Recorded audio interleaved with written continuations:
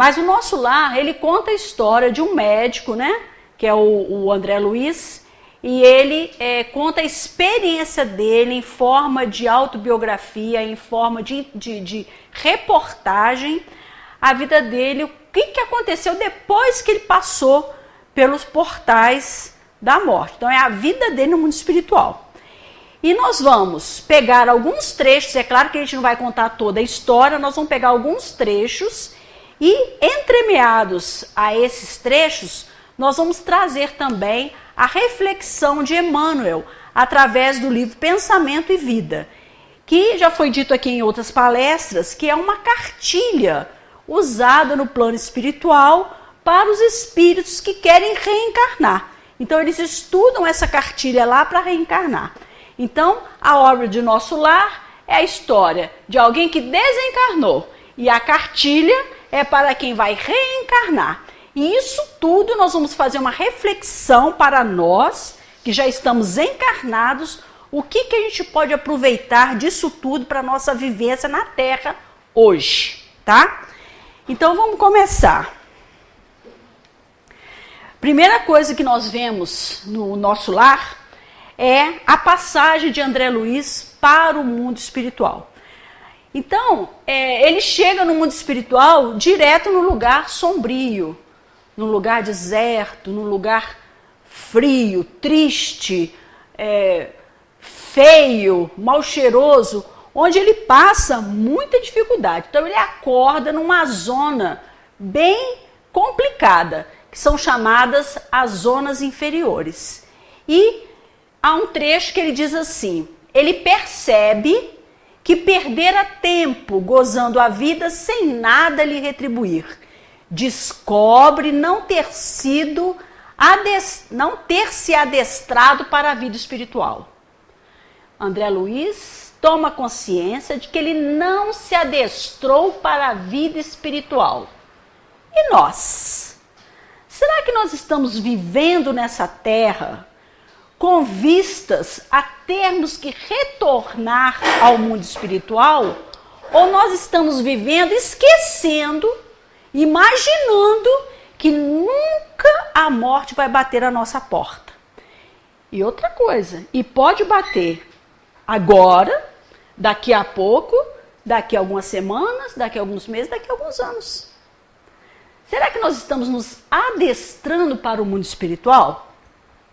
Então, o primeiro tema que nós vamos refletir, é tudo reflexão, porque são temas que requerem estudo, seminários. Então, a gente vai fazer uma passagem sobre tudo isso. Nós vamos ver primeiramente sobre a morte.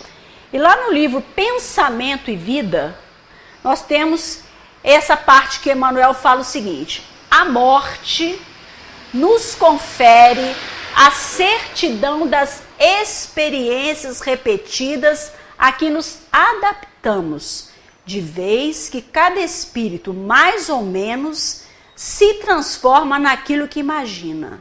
É deste modo que ela, a morte, extrai a soma do nosso conteúdo mental, compelindo-nos a viver transitoriamente dentro dele. O que ele está querendo dizer ali? Muita gente acha, até no meio espírita mesmo, a gente vai se preparando assim, não, quando eu morrer as coisas vão melhorar, quando eu morrer as coisas vão ser diferentes. E vai viver na vida de qualquer maneira, é a mesma coisa que quem trabalha a vida inteira esperando a aposentadoria. Quando eu aposentar, é a mesma coisa, quando eu morrer vai ser diferente, mas não é assim. Olha o que está escrito ali, ó. Nós nos transformamos naquilo que imaginamos e dentro das experiências repetidas. Se eu vivo a minha vida repetidamente na descrença, na reclamação, no vício, na doença mental, né, da doença, na doentia, no pensamento doentio, na confusão, isso tudo é uma experiência repetida que quando eu passar para o outro lado da vida, eu vou continuar fazendo a mesma coisa. Eu vou ficar livre dessa doença depois que eu desencarnar. Não vai, não. Eu vou ficar livre desse problema, dessa pessoa, dessa dificuldade depois de desencarnar. Não vai, não. vai continuar com o mesmo problema, vai continuar com a mesma doença, vai continuar com o mesmo vício, vai ficar com a mesma experiência repetida na vida, a vida toda. Então nós temos que nos preparar agora, viver aqui na Terra aquilo que nós queremos viver do outro lado. Presta atenção nisso que eu falei, viu, gente? Nós temos que vivenciar aqui hoje aquilo que queremos vivenciar do outro lado. Se eu quero ser feliz do outro lado, eu tenho que ser feliz agora. Se eu quero paz do outro lado, eu tenho que ter paz agora. Se eu quero me confraternizar, pedir perdão, amar, conviver com fraternidade com as pessoas do outro lado, eu tenho que fazer isso aqui, agora, com todos que estão à minha volta. Porque nada muda, porque está tudo aqui, ó, na minha mente, tá? E se eu guardo dentro de mim, e se eu acumulo experiências desastrosas ou não, eu vou, quando eu desencarno e eu perco esse corpo físico, eu vou conviver no plano espiritual com todo esse meu conteúdo que está aqui dentro. Eu não vou levar nada que está de fora, eu vou levar tudo que eu acumulei por dentro. E vou viver durante muito tempo esse conteúdo que está dentro de mim, igual o André Luiz. Né? Ele viu que ele era materialista, que ele era egoísta, que ele era prepotente, e ele foi ali amargando, né, aqueles sentimentos, porque não tinha mais o corpo físico para esconder o nosso sentimento verdadeiro. Então agora ele estava desnudo, assim como nós também vamos ficar desnudos na hora que nós perdemos esse corpo físico. E por conta disso, aí vai aparecer o quê? Quem realmente somos. E vamos caminhar, vamos ficar mergulhados nisso que somos por muito tempo até conseguirmos nos libertar. Aí ele diz assim, se o conteúdo é bem, não estou falando só de que nós somos ruins não, nós também somos bons. Tem pessoas que vivem desse jeito que nós falamos, com caridade, com amor, com perdão, com fraternidade, juntando um conteúdo e uma experiência boa. Então, se esse conteúdo for o bem, teremos a nossa parcela de céu, correspondente à melhor construção que efetuamos em nós.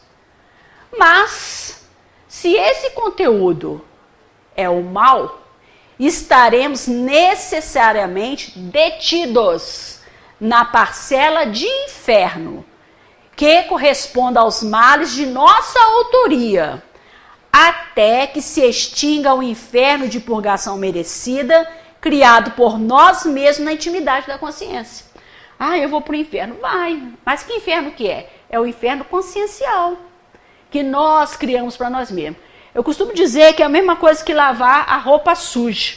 A gente vem para a Terra, e aqui na Terra nós temos máquina de lavar roupa moderna, sabão em pó, amaciante, onde a gente pode lavar as nossas roupinhas só botar na máquina, né? Ah, hoje eu vou botar aqui na máquina.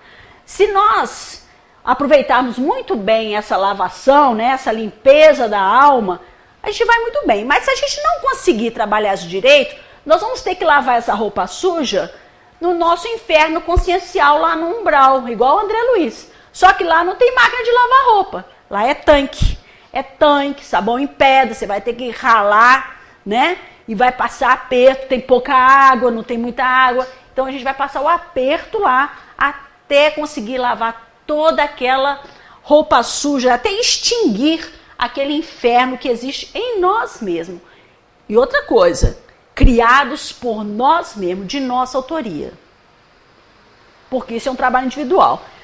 Então muitas vezes a gente fala assim, eu errei porque ele, porque ela, porque a circunstância, porque o clima, porque o trabalho. Lá não tem isso não. André Luiz chegou lá, nós vimos ali na primeira imagem, né? Ele estava sozinho, ele e a consciência dele, passando a dificuldade dele sozinho.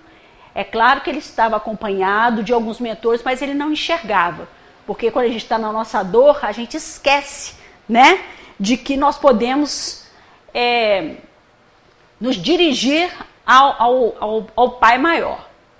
Então, para terminar essa parte de morte, ele diz assim, é por essa razão que morrer significa penetrar mais profundamente no mundo de nós mesmos.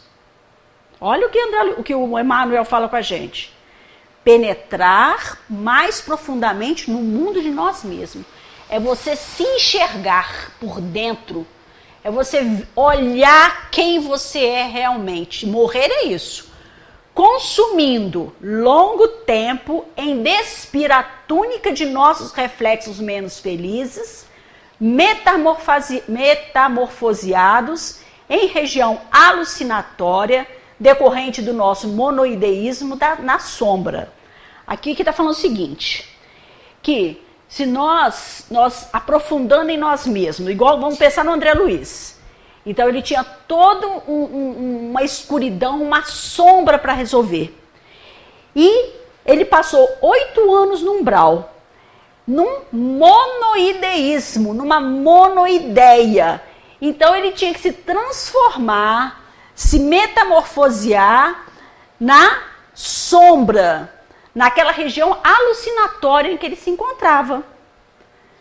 Então ele ficava, quem leu o Nosso Lar, né, vendo sombras, andando no lodo, barba grande, unha crescendo, todo esfarrapado.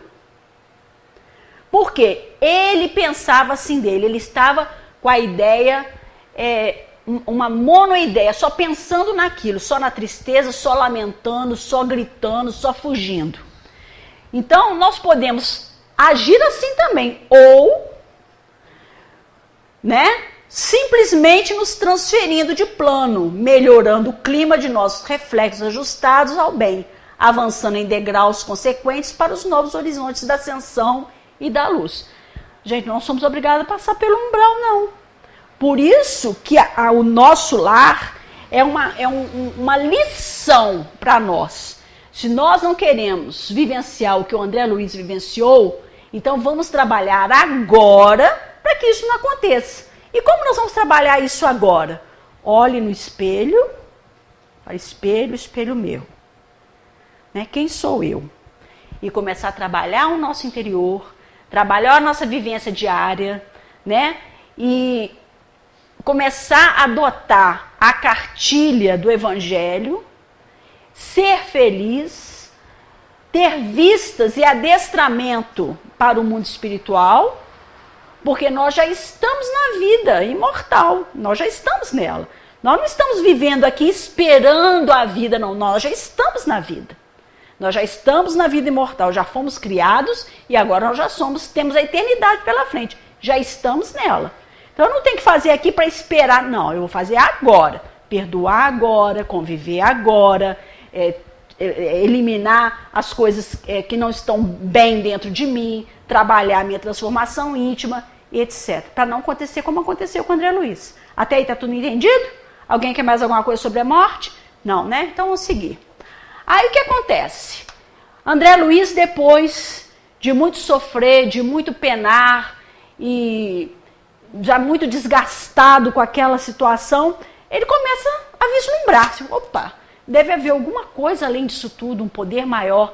E na hora que ele começou a refletir, ele abriu o coração. Vencido, roga ao Senhor Deus forças para reerguer-se. Ele lembrou de Deus, do Pai Maior, e lhe pede que estenda as mãos paternas. Ele abre o coração e ora por tempo indeterminado. Orou. Ele estava abandonado? Não, ele não estava abandonado. Espíritos de luz estavam o tempo todo ali. Não só ele, como nenhum daqueles ali estavam abandonados. Porque os parentes, os entes queridos estavam todos ali. Só que a fixação mental dele não permitia que ele enxergasse. Assim como a nossa fixação mental não permite que a gente perceba que Deus está aqui, que Jesus está do nosso lado, que o nosso mentor espiritual está aqui do nosso lado, que espíritos amigos estão vibrando por nós e que Deus responde às nossas preces através até de uma boa leitura, através de um telefonema, através de uma palavra de um amigo. Só que a gente não percebe isso. Por quê? Porque nós estamos distraídos com a vida material. Então, nós vamos agora fazer uma reflexão sobre a oração. O que é orar? Orar é identificar-se com a maior fonte de poder de todo o universo. Existe alguma fonte de poder maior do que Deus? Não existe. Quando nós oramos, nós estamos nos entrando em contato, nos identificando com essa força, absorvendo-lhe as reservas e retratando as leis da renovação permanente que governam os fundamentos da vida. Deus é uma fonte inesgotável de bênçãos. Inesgotável. Não há um ser que, ao entrar em contato com essa fonte, não receba ajuda, não receba orientação. Talvez não receba como a gente imagina que deva ser, mas todos nós recebemos. Vamos ver como que é isso? Olha só o que fala aqui. Isso aqui quem está falando é Emmanuel, do livro Pensamento e Vida. A prece impulsiona as recônditas energias do coração, libertando-as com as imagens de nosso desejo. Então, o que acontece? Vamos lembrar lá do André Luiz. Ele estava lá, sofrendo, arrastando aquele lodo, bebendo aquela água barrenta. E cansado daquilo, ele pensou, gente, não é possível, tem que haver alguma coisa a mais. Então, ele juntou as energias do coração dele e subiu em prece. E é isso que é a prece, olha lá, ó. A prece é impulsionar as energias do nosso coração, libertando essa energia com as imagens do nosso desejo. Eu quero melhorar, eu quero a saúde, eu quero perdoar, eu quero crescer por intermédio da força viva e plasticizante do pensamento. Então, se eu desejo, se eu quero e se eu liberto essa energia que está no meu coração, eu penso. Se eu penso, eu crio. Porque o pensamento é uma força plasticizante, ou seja, que se transforma, que vira algo material. Então, eu penso e direciono o meu pensamento. Eu quero, eu desejo, eu preciso, eu necessito. E assim, essas imagens, ascendendo as esferas superiores, tocam as inteligências visíveis ou invisíveis que nos rodeiam. Visíveis? Pelas quais comumente recebemos as respostas do plano divino, porquanto o Pai Todo-Poderoso, Todo-Bondoso, se manifesta igualmente pelos filhos que se fazem bons. Ué, quer dizer que a nossa prece atinge as inteligências visíveis e invisíveis? Sim. Por que visíveis? Como nós falamos há pouco tempo. Porque a oração, a resposta pode vir de uma pessoa. Às vezes eu estou passando aqui, eu falo assim, meu Deus, eu estou com uma dor de cabeça. Aí alguém fala assim, onde isso aí não pode ser um problema na cervical, não? Pode ser. Aí eu vou no médico, Então Deus ouviu a minha prece e aquele amigo, aquela amiga, o livro, um telefonema, vai ser a resposta para o meu problema. Então, se eu peço a Deus que me dê paciência, Ele põe no meu caminho a prova da paciência, uma pessoa que vai testar minha paciência. Se eu peço a Deus mais humildade, Ele vai colocar no meu caminho a tentação, uma circunstância em que eu vou testar a minha vaidade, né? Se eu peço a Deus para que eu consiga perdoar o meu irmão, Ele vai fazer com que uma circunstância aconteça em que eu sou ofendida, em que eu sou magoada, e que eu tenho que exercitar ali o perdão e através das pessoas que estão vivas do meu lado e com a força que vem do alto. A prova disso é a própria leitura aqui. Não há uma leitura que se abra aqui que não seja de acordo com o estudo que vai acontecer na reunião. E toda vez que a gente pensar em Deus e dirigir essa força, essa energia para o alto, qualquer coisa que você tocar, ela se transforma em prece. É a água que se fluidifica, é o ambiente que se modifica, que se harmoniza, mas precisa de nós. Nós somos forças vivas, nós temos a capacidade. Tá difícil? Vocês concordam comigo ou não é assim? Ou vocês não têm poder? Nós somos super-heróis, somos mesmo. Olha lá, aqui é que é bacana, ó. Emmanuel continua. Dispomos na oração do mais alto sistema de intercâmbio entre a terra e o céu. Nos dias de hoje, onde nós temos a internet, todo mundo aí com o celular, né, onde a gente comunica pelo WhatsApp com qualquer pessoa em qualquer parte do mundo, é muito fácil entender quando a gente lê aquilo ali agora. A oração, a gente dispõe do mais alto sistema de intercâmbio entre a terra e o céu, sem precisar de aparelho celular, sem precisar de qualquer mecanismo. Basta tirarmos a energia do nosso coração, demonstrar o nosso desejo através do pensamento e elevar ao máximo a essa fonte poderosa. Pelo divino circuito da prece, a criatura pede o amparo do Criador e o Criador responde à criatura.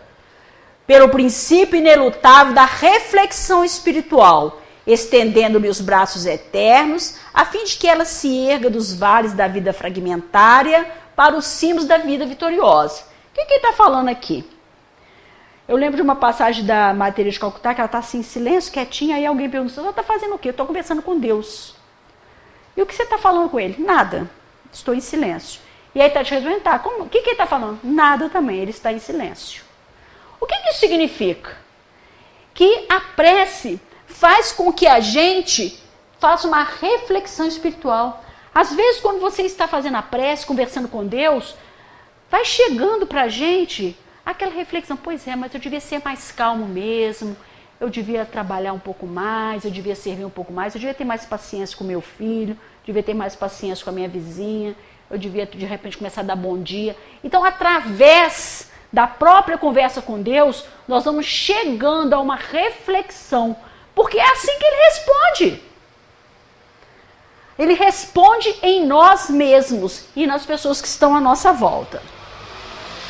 Bom, sobre a prece, só mais uma coisinha sobre a prece. Nós podemos orar a qualquer hora, em qualquer lugar, em qualquer situação. Basta nos conectarmos com Deus em pensamento. E, através disso, nós podemos agradecer, nós podemos pedir e nós podemos louvar. Louvar a Deus é reconhecer que somos criaturas e que somos criaturas abençoadas, porque nós temos uma terra maravilhosa, circunstâncias que foram colocadas especialmente criadas para que nós possamos vivenciar um período na terra de muita alegria, de muita disposição e de muita motivação. Se nós não temos isso, nós precisamos observar por que nós não estamos alegres, por que nós não estamos motivados, por que nós não estamos dispostos. Porque nós temos tudo para isso, tá? Bom, continuando.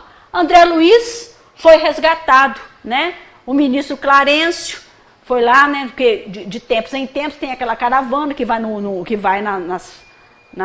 nas fronteiras do umbral, recolhe as pessoas e André Luiz foi recolhido. Ele é levado para as enfermarias de uma cidade chamada Nosso Lar. Nosso Lar é uma cidade que fica em cima na região do estado do Rio de Janeiro. Ah, eu quero morrer, eu quero ir para o Nosso Lar. Não, existem muitas colônias. Em cima de cada cidade, de cada capital, em volta do mundo inteiro, existem colônias e mais colônias espirituais. Aqui, né, particularmente é o Nosso Lar. Mas existem colônias espirituais por cima de quase todas as cidades. Então, ele foi levado para o Nosso Lar. E lá no Nosso Lar, né, foi uma das primeiras colônias a serem criadas, né, que foram criadas por portugueses na época do descobrimento do Brasil. E ela é bem maior, é bem mais organizada, tem uma população muito grande, tem um sistema, né, de administração muito bem elaborado. E ele foi levado para o Ministério da Regeneração, né? Onde havia muitas camas, as enfermarias e tudo mais. Então ali nós temos ali ele sendo tratado e o De Luna, né, que é o médico dele, ele dando o passe, começa a dizer para ele, você também aqui nem tá doente, né? Tem um monte de gente ali doente, né? Ele aponta em seu corpo perispiritual pontos que testemunham suas leviandades quando adquiriu a sífilis, assumindo características graves pela ausência nele de princípios de fraternidade e de temperança. Conviveu exasperado, sombrio, colérico, sem autodomínio, atraiu forças negativas emanadas daqueles que ofendeu sem refletir. Desperdiçou o seu tempo e gastou o corpo físico com excesso de alimentação e bebidas alcoólicas. Agora nós vamos falar sobre saúde e enfermidade, suicidas inconscientes. Será que nós estamos na Terra sendo comedidos em todos os sentidos? Nas questões de alimentação, de vícios, de conduta. Por quê? A gente pensa, não, eu chegando do lado de lá não vou ter mais doença nenhuma, vou ficar livre do vício, não vai não. Olha lá, ó. André Luiz ainda está sendo chamado de suicídio inconsciente. Se nós desencarnarmos por nossa própria incúria, nós vamos ter que continuar o tratamento do lado de lá. E com mais dificuldade, né? Porque aí tem os pesadelos e tudo mais. Então nós vamos falar agora de refletir sobre a saúde e a enfermidade. Também do livro Pensamento e Vida. A saúde é assim como uma posição de uma residência que denuncia as condições do morador ou de um instrumento que reproduz em si o zelo ou a desídia das mãos que o manejam. Então você olha para a pessoa está doente, depressiva, com dificuldade, aí ele fala isso aqui, que a saúde é como se fosse quem que é a morada? A morada é o nosso corpo. Ou nós somos o corpo? Vocês são o corpo ou o corpo é só uma morada? Ou eu estou enganado? Como é que é? É uma morada? Então é uma morada, né? Então isso aqui é uma morada. Se é uma morada, e outra coisa, é uma morada perfeita, porque a gente não precisa preocupar com nada que funciona aqui dentro, porque tudo é automático. Tudo funciona sem a gente precisar ligar nenhum botão, nem desligar. Funciona perfeitamente. Então, o que a gente tem que fazer com essa morada? Só conservar, cuidar. Não é isso? É igual a nossa casa. Se a gente não limpa todo dia, não vai todo dia, ela vai virando uma bagunça. Né? Igual tá falando ali. A saúde é isso. Ou então uma ferramenta, uma enxada, que fica lá no canto. Ela serve para quê? Para trabalhar na roça. Mas se a gente não usa, ela vai enferrujando, vai estragando. Então, a saúde é assim. Entendeu? Vamos lá. O pensamento sombrio adoece o corpo são e agrava os males do corpo enfermo. O Pensamento e Vida, o livro Pensamento e Vida, ele dá ênfase ao pensamento. Tudo na nossa vida é movida pelo nosso pensamento, porque nós somos o quê? Espíritos. E o que move a nossa vida? Eu estou falando aqui, tudo que eu estou falando está passando primeiro aonde? No meu pensamento. Tudo que vocês estão ouvindo aí, vocês estão ouvindo através do quê? Através do cérebro, através do pensamento. É entrando pelo pensamento. Então o pensamento é tudo. O pensamento é vida. O pensamento é atitude, o pensamento é ação, o pensamento é o que vai gerir a nossa existência na Terra. Se nós tivermos o pensamento sombrio, nós vamos adoecer o corpo. Se eu sou uma pessoa desconfiada, se eu sou uma pessoa melindrada, se eu sou uma pessoa maldosa, isso vai afetar o meu organismo. Os cientistas já descobriram isso. A pessoa que tem problema de coluna é uma pessoa muito rígida. Rígida com a vida. A pessoa que tem problema de pulmão é porque tem dificuldades com o coração, com o sentimento. A pessoa que tem alergia é uma pessoa que não está adaptada à vida. Ah, eu tenho isso. Mas todo mundo tem. É todo mundo. Todo mundo tem. Nós todos somos assim. Mas nós podemos começar a trabalhar o pensamento. Olha lá, ó. O pensamento sobre adoece, o corpo são e agrava os males do corpo enfermo. Quem estiver doente, eu tô doente, eu tô fraquinho, piora mais ainda. Então quem está doente tem que mudar a sua disposição de pensamento para voltar a ser saudável. Vamos continuar. Olha só, continua Emmanuel. Se não é aconselhável envenenar o aparelho fisiológico pela ingestão de substâncias que o aprisione ao vício, aqui está falando da alimentação, está falando do cigarro, está falando da bebida, está falando da droga, ele falou que não é aconselhável, está falando assim, não pode. Pode, cada um pode fazer o que quiser aqui.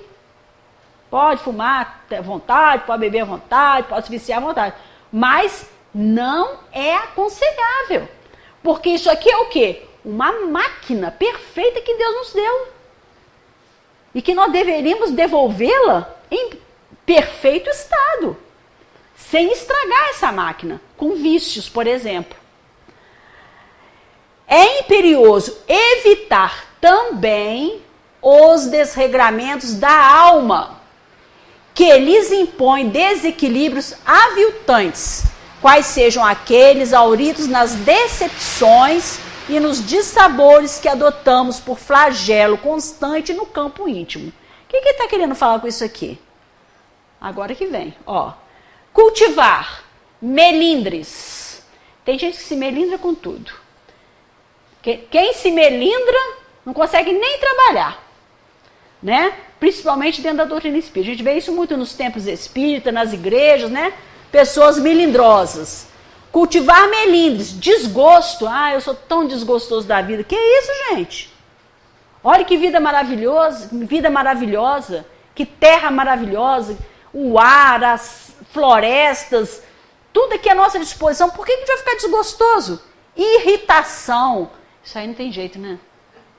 Mágoa. Mágoa não. Mágoa nós podemos trabalhar a mágoa. Compreendendo o outro, sabendo que o outro é igual a nós, né? Tem as suas dificuldades.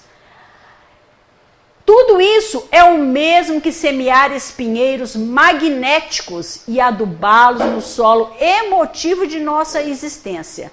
É intoxicar por conta própria a tessitura da vestimenta corpórea, estragando os centros de nossa vida profunda e arrasando, consequentemente, sangue, nervos, glândulas, vísceras do corpo, que a divina providência nos concede entre os homens, com vista ao desenvolvimento de nossas faculdades para a vida eterna. Então Deus nos dá um corpo bacana, funciona automaticamente, né? Tudo legal, aí a gente, com raiva, com melindre, com mágoa, a gente começa a bombardear o nosso perispírito, o nosso corpo com essas vibrações. E não tem jeito, pensamento é vida. Se eu penso na mágoa, a mágoa se instala. Se eu penso no ódio, o ódio se instala. Se eu penso na raiva, ela se instala perto do estômago. Ai, tô com dor no estômago. Tá com raiva? Tá com raiva, tá com dor no estômago. Eu tô com muita tristeza. Pulmão, pneumonia. Eu não me conformo com a vida. Coluna, tô torta. Por quê? Não me conformo com nada, não me conformo com a vida. Então, gente, se nós... E outra coisa, ali tá falando, ó, sangue, nervos, glândulas, vísceras, estragando o nosso corpo, que Deus nos deu para que nós pudéssemos viver bem. Guardemos assim compreensão, paciência, bondade, tolerância construtiva em todos os passos da senda, porque somente ao preço de nossa incessante renovação mental para o bem.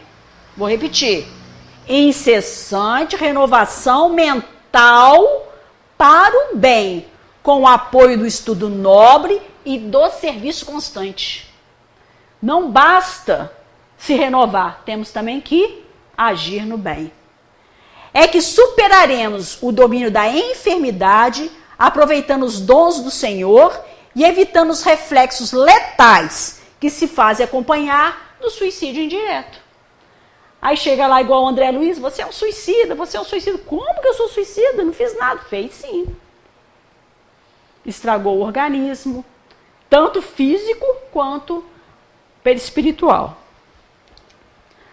Aí, André Luiz fica bom, né? Ele começa a melhorar, começa a se recuperar e ele começa a passear pelo nosso lar. E é aí que ele começa a observar como que lá é maravilhoso, como que lá é lindo, né? Então, ele contempla a natureza, os pomares, olha só o que tem lá, hein? Pomares, jardins, edifícios, as casas, os animais, as águas, e agradece a Deus tantos recursos lá em cima. Mas aqui embaixo tem também. Nós fazemos isso, contemplamos a natureza, os pomares, os jardins, os edifícios, as casas, os animais, nós respeitamos as águas, nós agradecemos a Deus esses recursos que nós temos aqui na terra. Então agora vamos falar sobre dever, humildade e cooperação. Nós não estamos aqui na terra em passagem turística. Nós estamos aqui para aprender. Então, pela nossa própria caminhada na terra, nós temos algumas atitudes que nós devemos assumir. Uma delas é o dever. Olha lá. Dever é a faixa de ação no bem que o Supremo Senhor nos traça a responsabilidade para a sustentação da ordem e da evolução em sua obra divina, no encalço de nosso próprio aperfeiçoamento. Então, eu tenho o dever de caminhar na vida dentro da maior harmonia e tranquilidade. Quer ver uma coisa? Por exemplo, eu estava subindo ali chupando uma balinha, aí peguei o papelzinho. Onde eu vou enfiar esse papelzinho, né? Dentro da bolsa. A gente tem que fazer isso sem precisar ninguém monitorar a gente. Eu tenho o dever de levantar no ônibus para alguém que está mais idoso, para quem está necessitado. Eu tenho o dever de atravessar alguém na rua quando está precisando. É você agir na vida com atenção pelas coisas do mundo. Olha lá, ó. Pela execução do dever, o que é o dever? É a região moral de serviço em que somos constantemente alertados pela consciência. A minha consciência me pede que eu devo, por exemplo, telefonar para um amigo que está adoentado. Então eu vou lá e telefono, com amizade, com amor. Exteriorizamos a nossa melhor parte, recolhendo a melhor parte dos outros. É compreender o outro. É exercitar esse dever por sermos cidadãos do mundo, por sermos filhos de Deus. Sobre a humildade. Nós vivemos num mundo muito materialista, onde a vaidade impera. Todos querem ser os melhores, os maiores, os grandiosos, os mais bonitos, os mais chiques, os mais ricos, e enfim. Mas a humildade, ela é o reconhecimento da nossa pequenez diante do universo. A humildade é sabermos exatamente quem somos, em que patamar nós estamos. Se eu sou uma excelente professora, eu não preciso alardear isso, eu simplesmente faço a minha atividade com o máximo de amor. Se eu sou excelente bancário, um excelente balconista, um excelente varredor de rua, uma excelente dona de casa, uma excelente mãe, um excelente pai, é simplesmente eu exercitar essa tarefa sem precisar me aumentar e nem me diminuir. Eu sou aquilo, dentro daquela faixa. E cada vez que eu vou exercitando isso, eu vou aumentando, ampliando a minha habilidade. A vaidade é você ser quem você não quer, ser quem você não é, ou então diminuir. Eu sou tão pobrezinha, não sou capaz. Não é assim, né? Então a humildade é o reconhecimento de nossa pequenez diante do universo e a carência dela surge na alma humana qual doentio enquistamento de sentimentos, quais sejam o orgulho, a cobiça, o egoísmo, a vaidade, que se responsabilizam pela discórdia e pela delinquência em todas as direções. Então, a falta de humildade é aquilo ali: orgulho, egoísmo, vaidade, prepotência. A gente não vai ficar muito tempo nisso aqui não, vamos em frente. E a terceira palavrinha desse tema para a gente refletir é a cooperação.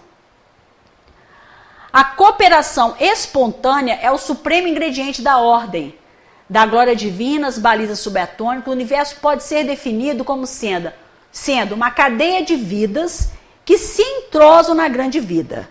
Cooperação significa obediência construtiva aos impositivos da frente e socorro implícito às privações da retaguarda. Quem ajuda é ajudado, encontrando em silêncio a mais segura fórmula de ajuste aos processos da evolução. Cooperar, ajudar, descruzar os braços, fazer a diferença nesse mundo, é agindo, é nos movimentando espontaneamente. Espontaneamente. Eu entro aqui no centro, por exemplo, vejo que a cadeira está torta, coopero aqui, né, ajeita a cadeira. Isso é o mínimo. Né? Vejo que está faltando copinho, compro um copinho, põe ali. Cooperação espontânea, isso na nossa vida diária, onde a gente estiver, no trabalho, na rua, na calçada.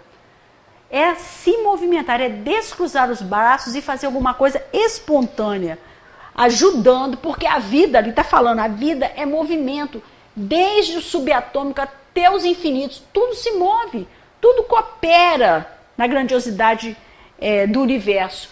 Nós também temos que fazer isso. André Luiz, por ter se melhorado, ele sentiu necessidade de trabalhar, tá? Sabe que a medicina espiritual começa no coração e se exterioriza em atos de amor e de fraternidade. Pede qualquer trabalho útil que o tire da ociosidade. O trabalho, nós vamos falar agora sobre o trabalho, né? Se nos propomos retratar mentalmente a luz dos planos superiores, é indispensável que a nossa vontade abrace espontaneamente o trabalho por alimento de cada dia. Tudo trabalha, nós também devemos trabalhar. Hoje, porém, sabemos que a lei do trabalho é roteiro da justa emancipação. Graças ao trabalho, nós temos toda essa evolução que nós temos hoje.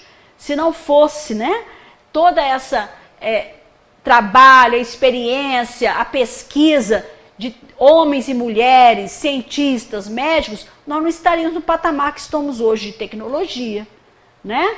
E no nosso dia a dia, se nós também não trabalharmos, nós não ganhamos o nosso pão, né? E as coisas não funcionam. Se nós não estivéssemos trabalhando, nós não estaríamos aqui, não é isso? Sem ela, o mundo mental dorme estanque, paralisa a mente. Fugir aos impositivos é situar-se à margem do caminho, onde o carro da evolução marcha inflexível, deixando a retaguarda quando se amolgam a ilusão da preguiça. Então, aquele que não quer trabalhar, ele vai ficar no caminho. Por quê? Porque a tecnologia avança. O carro está andando. E se a gente não acompanhar o carro, não vai ficar parado, tá? Não vale, contudo, agir por agir.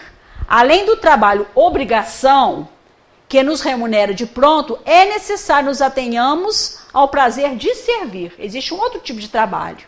O trabalho ação transforma o ambiente, mas o trabalho serviço modifica o homem. Ai, mas que serviço eu posso fazer? Qualquer serviço. Até o serviço na cooperação, no dever, aquilo que nós falamos.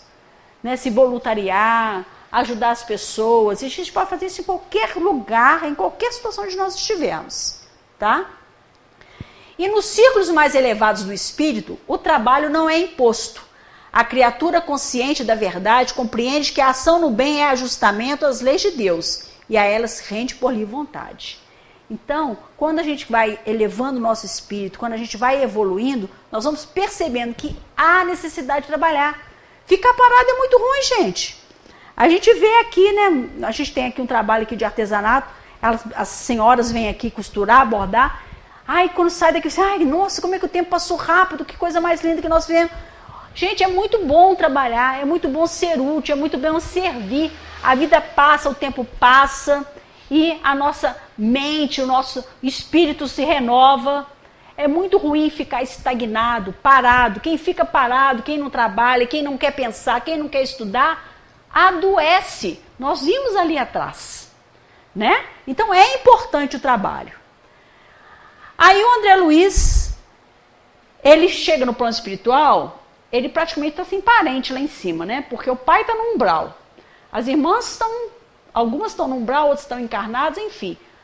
Os parentes deles estão todos ocupados. E a mãe está num plano maior, está num plano elevado. E ele, vamos dizer assim, ele fica hospedado na casa de amigos lá. Então ele está morando com os amigos e ele recebe a visita da mãe em um determinado momento. Mas quando ele recebe a visita da mãe, em vez de ele aproveitar a oportunidade, ele começa a fazer uma coisa que nós fazemos muito. Quando a gente encontra um ombrinho para chorar, é o que ele fez, olha lá, ó.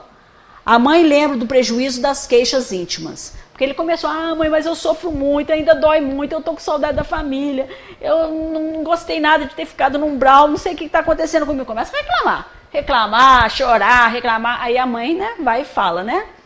Exorta-o a que aproveite o tempo sem lamentações, trabalhe incessantemente, modifique a atitude mental, porque ela não pode nem deve retroceder nas suas experiências. Tudo bem, gente, reclamar é não ser grato a Deus. Nós podemos até comentar. Eu estou adoentada, eu estou com dificuldade, mas eu estou indo ao médico. Agora, mas está doendo muito. Eu não sei por que eu estou sentindo isso. Eu estou sendo castigado por Deus. Aí eu estou reclamando. Ninguém merece reclamação na cabeça da gente, né? Então a gente tem que ser forte, a gente tem que ser equilibrado para entender as circunstâncias que acontecem conosco e, apesar da dificuldade, apesar do desafio, seguir à frente.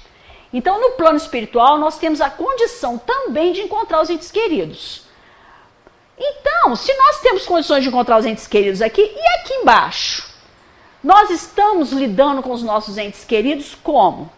Afastando de pai, afastando de mãe, estando de mal com o irmão, estando brigado com o cunhado, com o vizinho.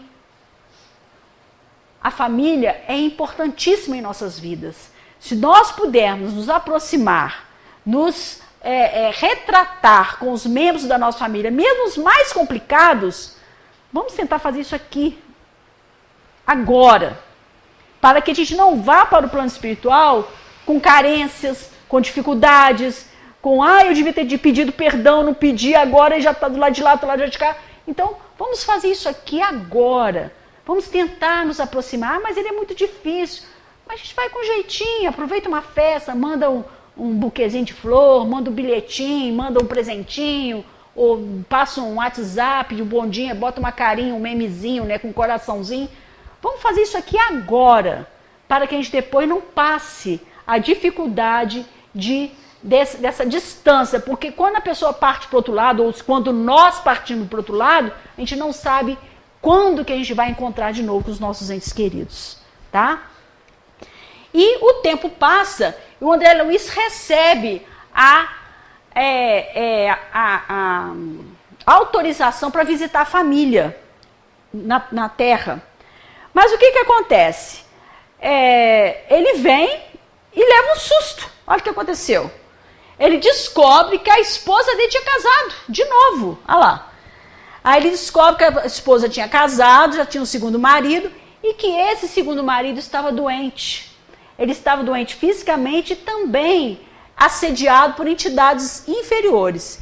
Ele fica transtornado, com ciúme, com raiva, e dá aquela desequilibrada e na mesma hora as sombras começam a envolver ele de novo e ele lembra do umbral, e aí ele se recompõe e lembra daquele recurso maravilhoso que nós vimos lá no início, que é a oração. Então ele começa a orar, apesar da tristeza dele, da mágoa, ele lembra daquilo que aprendeu no plano espiritual e começa a orar e chama por Narcisa, né? Que é uma das companhias dele no plano espiritual.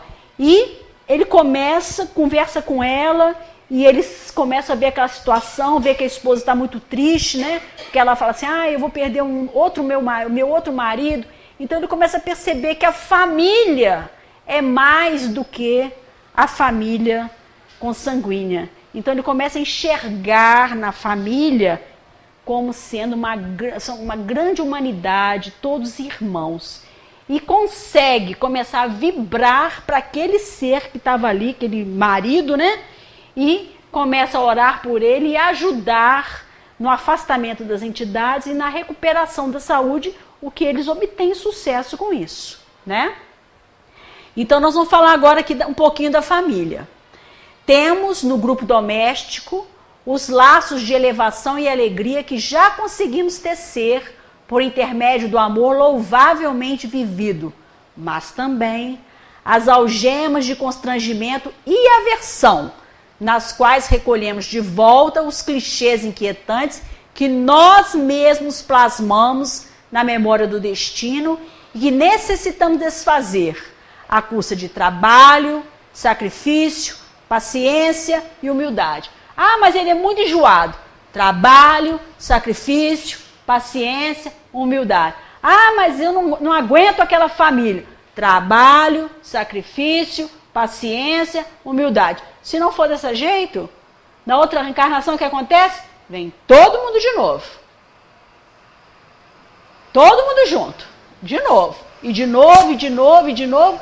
Até entendermos que precisamos desfazer todas essas algemas de constrangimento à custa de trabalho, sacrifício, paciência, humildade.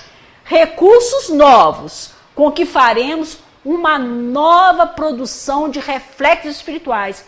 Mudamos, alteramos os reflexos.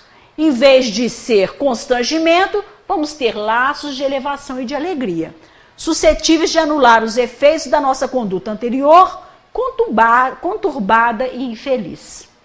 É claro que André Luiz, né, após essa prova difícil, né, junto ao lar, vendo a família, aquela coisa toda, ele vence isso e retorna ao nosso lar, onde a porta, né, de entrada no nosso lar, dezenas de companheiros o esperam, né, e o recebem com alegria, uma vez que, a partir daquele momento, ele era até então um aprendiz. Ele estava na condição de doente. E a partir daquele momento, ele passou a ser um cidadão de nosso lar, tendo vencido as agruras pela qual ele passou. Então, gente, essas reflexões aqui, estão no Pensamento e Vida e no Nosso Lar. São reflexões para a nossa vida aqui. Não esqueçamos que nós temos que ter vistas à espiritualidade, porque nós já estamos vivendo a vida imortal, estar sempre conectados com essa fonte maior que é Deus através da oração, estarmos sempre dispostos ao trabalho, ao serviço, à cooperação, ao dever e cuidarmos dessa nossa morada com capricho, com carinho, com gratidão, e apreciarmos as coisas na natureza, darmos valor à nossa família e tentar conviver o melhor possível, para que nós possamos vivenciar lá aquilo que nós vivenciamos aqui. Nós vamos vivenciar do outro lado aquilo que a gente já vivemos aqui.